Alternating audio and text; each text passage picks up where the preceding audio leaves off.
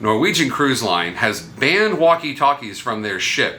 That, how it ties into the onboard Wi-Fi system, and the different Wi-Fi packages are the topic of today's episode of Cruising with Eric.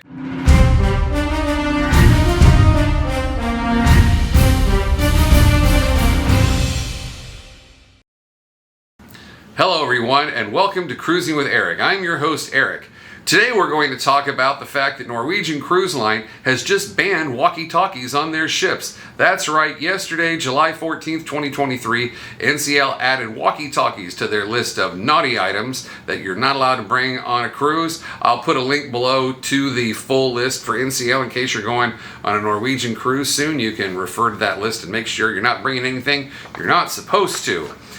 Why have they done this? I don't know. Why have they done it all of a sudden? I don't know. I really haven't noticed that many people using walkie-talkies on ships in the past year and a half. Since March of last year, I've been on 7 NCL cruises, and I think I may have seen it once, if that.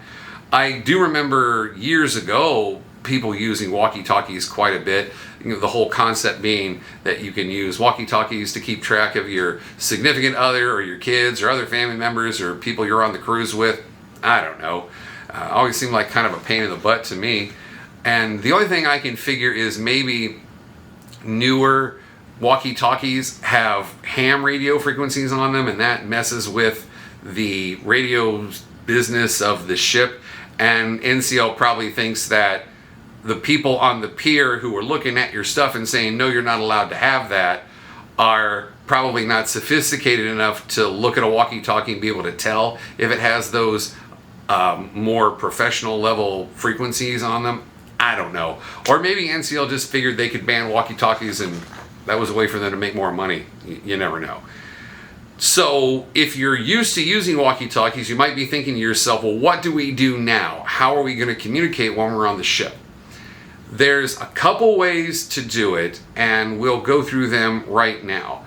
But before we talk about the ways to communicate, you have to understand the ship's Wi-Fi and the different Wi-Fi packages. The first thing you want to make sure you do is before you get on the ship, before you even get to the ship, you want to make sure you have the NCL app downloaded on all the phones in question, all the phones of your party, your kids, your wife, whoever. Just go online and, on the Play Store or the, what do they call, the App Store on Apple, just get the NCL app. When you're not on a ship, it kind of says, well, here's your reservation coming up and that sort of thing. Whereas once you're on the ship, it has a lot more functionality. And I'll talk about that in a couple minutes. So step 1, make sure you have the NCL app. Once you're on the ship, step 2 is turn off your airplane mode, or I should say turn airplane mode on. Put your phone in airplane mode. That way you're not erroneously connecting to very expensive cell phone signal in different places. Just put your phone on airplane mode. That's the next step. The next thing you need to do is turn on your Wi-Fi. And once you turn on your Wi-Fi, you'll be able to find the ship's Wi-Fi channel, or whatever you want to call it, the ship's Wi-Fi, and you're going to connect to that. And now you are connected to the ship's intranet. You're not connected to the internet, but only the intranet within the ship itself. And that's where the NCL app comes in. You open up the NCL app and it will work without you being logged into your minutes or anything like that. It just, for free, being connected to the ship's Wi-Fi, you can use the app. And the app has a lot of decent features to it. You can look at your account balance. You can get in a virtual queue for customer service. You can look at this feature they call What's Happening, which is kind of the schedule of events, but it's not always perfect. Sometimes things get left out. But you can also look at a PDF version, like an online version of the Freestyle Daily, of the daily newsletter they have on the ship, so you can therefore see what time things are open and what activities are going on when. You can see that right there in the app. But where the communication comes into, the replacement for walkie-talkies, if you will, is there's a feature within the app called the communication package. And it costs about $10. It's $9.99 or $9.95, or it's $10. And it's per person, per cruise, regardless of the length of the cruise. It's not $10 per day, it's $10 per person, per cruise. And when you activate that $10 within the app, you then will see that it gives you your phone number while you're on the ship. And you can share that number with your spouse or your friend or whoever, and they'll have a number as well. And you can then add each other as a contact within the communication portion of the app. And once you've done that, you can send each other text messages within the app, and you can even call each other using the app. Now, I know there's going to be people, I can hear them already, there's going to be people who say it doesn't work. It doesn't work perfectly. Why doesn't it work perfectly? I don't know. It might have to do with just where you're at on the ship and where the Wi-Fi repeaters are, or maybe the ship turns weird and now it's got a big magnetic field around it that interferes. It's not perfect, but it works pretty well. So that's the one option you can do. The second option has to do with iPhones. Now, I'm going to tell you right now, I am iPhone stupid. I am proud to be iPhone stupid. I hate Apple. I even made a TikTok about 2 years ago talking about how much I hate Apple, and it has over 6.5 million views. It's pretty amusing. I'll put the link below so you can check that out. But I'm not an Apple head at all. But I've been told that if everyone within your group, everyone that you want to talk to has an iPhone, there's an iChat or iMessage or iSmoke Signal or something, I don't know. There's some kind of thing within the Apple phone, I'm sure someone will comment below, that you can actually communicate with each other while you're just connected to the ship's intranet. That being said, I wouldn't be surprised if tomorrow I read on social media that NCL figured out a way to block that to where you can't use it, that you have to pay for the communication portion of the NCL app. So just keep that in mind. But that's how you can communicate using just the ship's free intranet. So now let's talk about connecting to the internet. And this is what they say when they include Wi-Fi in your cruise package. A lot of times nowadays they have the free at sea thing where you get the beverage package and you get a certain number of specialty dinners and you get a certain number of minutes of Wi-Fi. And how you use that is once you're connected to the intranet, then you open up your browser on your phone. That would be Chrome on an Android phone, or it would be, I think it would be Safari on an Apple phone. Again, I don't know Apple. And then you go into login.com, or maybe it's logon.com. It's either in or on. I can never remember. You'll figure it out. And a thing will come up and it will ask you for your name and your stateroom or something else like that. It's kind of like logging into the Wi-Fi at a hotel. And you'll enter that information and it will say, okay, you have 150 minutes remaining. And you can click go online. And now your clock's connected and you are connected to the internet. Most of it. You cannot connect to any streaming services. You cannot connect to YouTube, TikTok, Netflix, Zoom, anything like that. Anything that is streaming video, they have blocked those sites. It's almost like having a parental control on it. You just can't reach those sites. It's not going to work. But you can reach Facebook, Twitter, things like that. And also, as far as communicating with people is concerned, you can reach Facebook Messenger at this point. So you can send not only people on the ship messages with Facebook Message, but you can use Facebook Messenger to communicate with people at home. Last December, I was on a cruise on the Norwegian Escape, and my elderly mother fell and was in the hospital, and my sister-in-law was communicating with me through Facebook Messenger as to, that had happened and whether or not I needed to go home. Thankfully, I didn't. She was okay, not hurt bad. She has since passed away, but at the time, that was the way I communicated with the people at home, was through Facebook Messenger. You got to be careful though when you're using the minutes, because once you decide, okay, I'm done checking Facebook, I'm done checking email, I want to stop using my minutes, then you go to logout.com, or maybe it's log off. Again, I don't know. You'll figure it out. It's easy enough. But you go to logout.com and then you click the button to say log out, and then it will say okay, and it will show you how many minutes you've used and how many minutes you have left.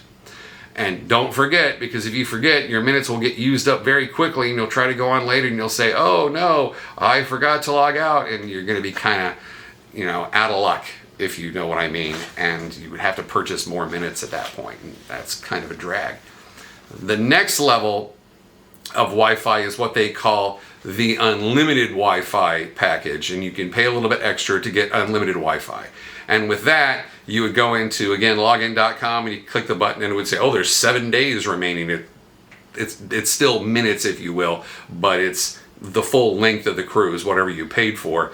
And then you can just log on and you can forget about it. You can leave it on all the time. Again, Facebook Messenger will work, email, Twitter, things like that, but no streaming services. You can't get to YouTube, TikTok, Zoom, anything like that. And that's where is it premium? The premium or unlimited? The premium unlimited Wi-Fi package, which I never get because I don't care that much. But once you get the premium unlimited Wi-Fi, now all those sites that were blocked, like YouTube and TikTok and Zoom, are no longer blocked.